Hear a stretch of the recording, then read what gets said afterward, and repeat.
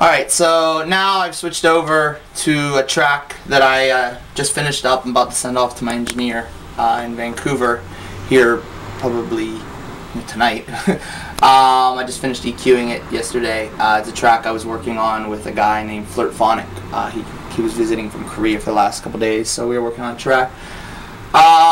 So the first thing I do once I, have made a backbone of, kicks and whatnot in my bass line is I use the session view to make my backbone. And now, of course, I'm going to edit this all up, but basically try to get about halfway of the track, or a little more than halfway, a backbone put to it with drums and, where something's going to come in.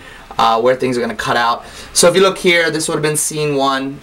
This would have been the little intro that I had, and then over here I label how many bars I want it to go. So it's 4, 4, 2, 4, 8, whatever.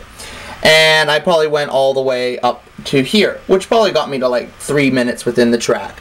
Now, when we finish with that, it doesn't sound very good. It's just the backbone, the bass, the kicks, and stuff like that. But it gives me something to work with. And then I record that into my compose view. So that just gives me something to work with. I usually get halfway through, and then I feel the way the song's going, and then I can kind of tell what I need to do, and I work within the compose view to do that.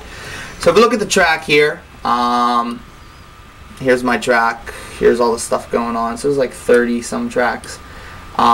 I definitely, colors are very nice, and name your tracks. Don't want to get lost. So you can see I got my drum stuff here, chords, sweeps, crash, some stabs, horns. There's all my drum loops, red, bass, synth line, drum fills, and then vocals down at the bottom, which was sampled from YouTube. I don't like using regular standard run-of-the-mill club samples. It's kind of lame, I think, but if you like it, rock it out. So once I get going in here, you can kind of tell where the song's gonna go. So first of all I delete all the things that were within my template, all the effects that I was using that are unused and whatnot. Saves a lot of CPU when you start getting up in the tracks. Delete all those out, and then I start building, one by one, whatever I think sounds good. Probably the last thing I do are my sweeps, my crashes, and stuff like that. Because when I'm building, I can kind of hear them already because I know they're going to be there. My brain kind of just, knows there's going to be a pss here, or there's going to be a kick's going to drop out here, whatever. It's more importantly to try to get your stabs and whatever your elemental instruments are going to be that are going to stand out, and to get those right. And then what I do is, once I have a whole track basically put together, then it's time to pan and EQ. Now I cannot stress this enough: pan, pan, pan, pan, pan. You have to pan. Panning just, you can do the coolest things. If you got little beep bop things going all over the place, just launch them left to right. It just sounds really cool. And plus, it'll make EQing a lot easier because there's less masking issues going on. So just if you pan, you're gonna find yourself having a lot of an easier time when you're EQing.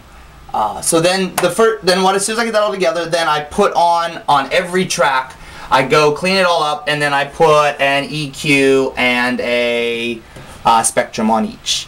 And basically, I shelf things. I shelf everything. Like whatever is unnecessary to the sound, get it out of there.